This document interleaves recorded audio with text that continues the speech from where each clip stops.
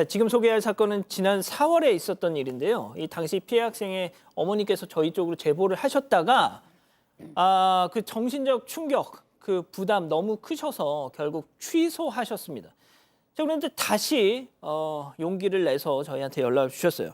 자, 손 변호사님 설명 좀 해주시죠. 네.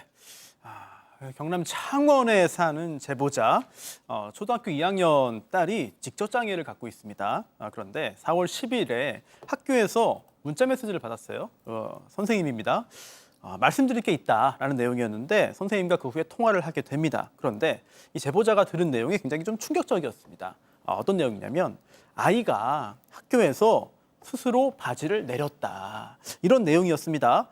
굉장히 놀랄 수밖에 없는데요. 이 제보자, 그러니까 엄마는 딸에게 직접장애가 있지만 그래도 이 정도도 모르는 아이는 아닌데 이 정도로 인지 자체를 못하는 건 아닌데 라면서 약간 의아하면서도 이제 학교를 찾아갔어요.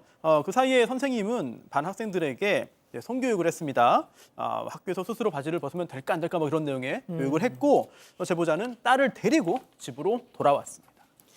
자, 제보자는 이 학교에 딸을 데리러 갔을 때까지만 해도 아유, 내가 이 녀석은 왜 이렇게 좀 평소에 관리를 할 걸, 막 이렇게 자책하시는 마음이 컸다고요. 자, 그런데 하교 후에 딸에게 충격적인 얘기를 들었다는 거죠. 직접 들어보시죠.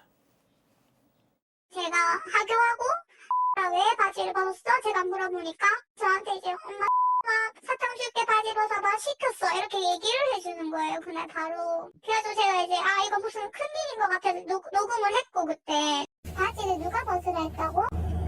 하나 벗으라. 왜 벗으라고 해? 벗으면 사탕 준다 했다고. 벗으라고 시켰어.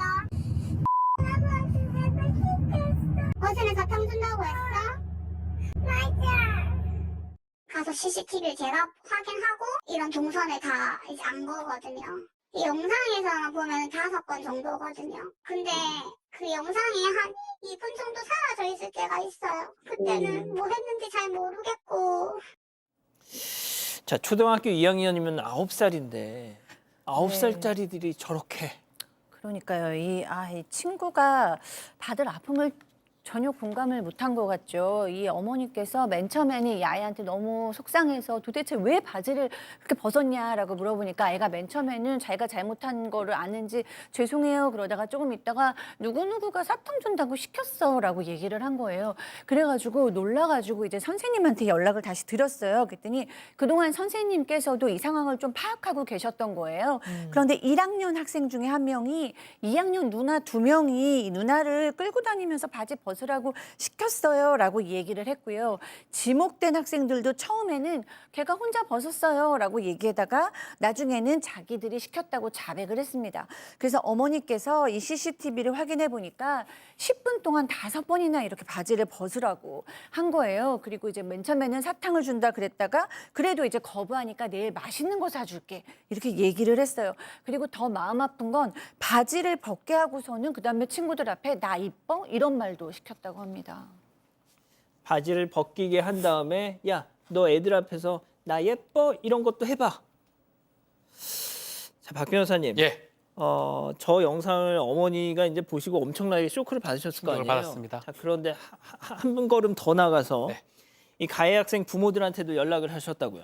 해야 되겠죠, 당연히.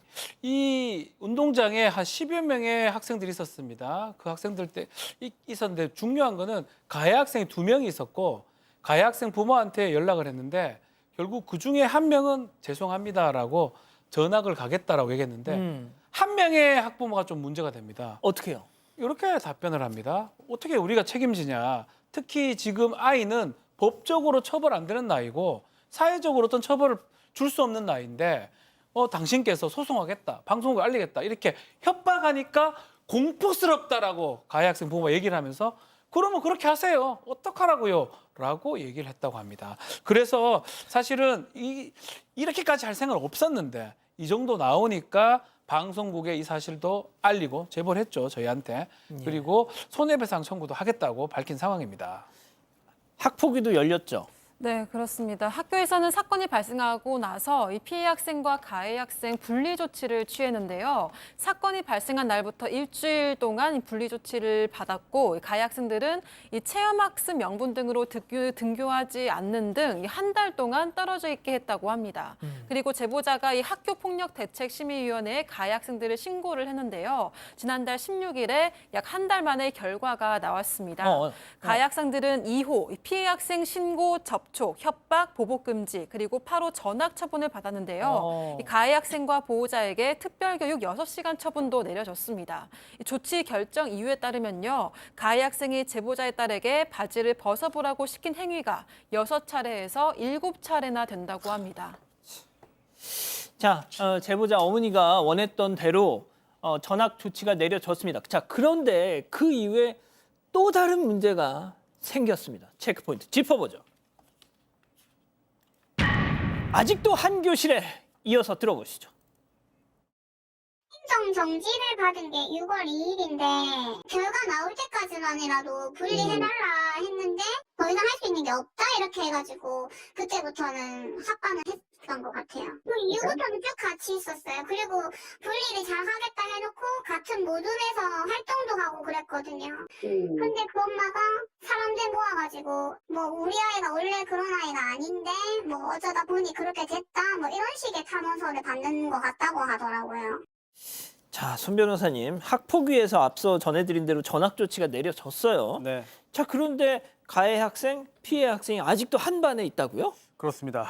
이게 법에 의한 그런 상황이 된 건데요. 가해 학생이 2명이잖아요. 그런데 처음에는 뭐 소송해라, 소송하겠다, 뭐 방송에 제보하겠다 했던 그 가해 학생의 부모는 바로 자녀를 전학시켰습니다. 그런데 처음에 사과했던 부모의 입장이 바뀐 거예요. 소송을 제기했습니다. 행정소송을 제기하고요. 그리고 또 집행정지 신청을 해가지고 지금 이 학폭위의 결정 자체가 지금 멈춰진 상태입니다. 그러다 보니까 법적으로는 여전히 같은 반에 남아있는 그런 상황이고요. 특히나 갑자기 태도를 돌변한 것도 이 피해 학생의 부모에게 큰 충격인데 한술 더 떠서 다른 학부모들에게 우리 애 원래 그런 애 아니다. 이런 취지의 이야기를 하고 어쩌다 보니 그렇게 됐다. 라고 말을 좀 사실관계를 부정확하게 말을 하면서 탄원서를 받고 있다. 제보자는 이렇게 이야기를 했고요. 그리고 또 오히려 우리 딸이 당한 얘기를 우리는 다른 학부모들한테 말도 못하는데 오히려 가해 학생 부모가 자세하게 이렇게 얘기하는 게 너무 화가 난다라는 입장을 밝혔습니다. 그리고 또 전학에 불복한 이 가해 학생 부모는요. 제보자가 제기한 소송에 대해서도 변호사 선임해가지고 대응 중인데 이제 법적으로 여러 가지 다퉈야 되는 상황으로 좀 진행되고 있습니다. 뭐 탄원서를 받고 다닌다고 들었다. 우리 애는 그런 애가 아닌데 이런 식으로 얘기하고 다닌다. 이건 일단 이 제보자 어머니의 주장입니다만, 자, 교수님. 네. 일단 제일 중요한 게 이 피해 학생 아이잖아요. 네, 이 아이는 뭐 당연히 정신적 스트레스를 받을 수밖에 없죠. 일단 친구들 앞에서 여러 번 옷을 내리고 나 예쁘지라는 말까지 했다라는 더 것을 많은 아이들 앞에서. 네, 이 아이가 정확히 표현하지 못하더라도 굉장히 수치감, 창피함 이런 걸 느꼈을 수밖에 없습니다. 그런 게 또 지나치면 무기력으로도 이어질 수 있어서 아이의 자신감과 자존감 이런 거에 큰 타격이 있었으면 뭐 말할 것도 없고요. 엄마께서도 굉장히 많이 좀 정신적으로 힘들어하셔서 지금 뭐 정신과 약도 복용 중이라고 하고 이 학교가 한 학급밖에 없대요, 한 학년에. 그래서 계속 이 아이랑 마주쳐야 되고 부모님들끼리도 마주치는데 가해자 부모님들이 너무 당당한 걸 보면서 이 어머니께서 더 정신적으로 괴로우시다는 거예요. 그런데 이 문제에 대해서 해당 교육청에 물어보니까 그 관계자는 사건 발생 후 한 달 이상 분리 조치를 했고 계속 분리할 경우에는 가해자 측에서도 학습권 보장의 문제를 제기할 수도 있다라고 얘기를 하셨다고 합니다. 한 학년에 학급이 딱 하나밖에 없다 보니까 분리할 경우에는 그 가해자 측에서도 문제 제기를 할 수밖에 없다.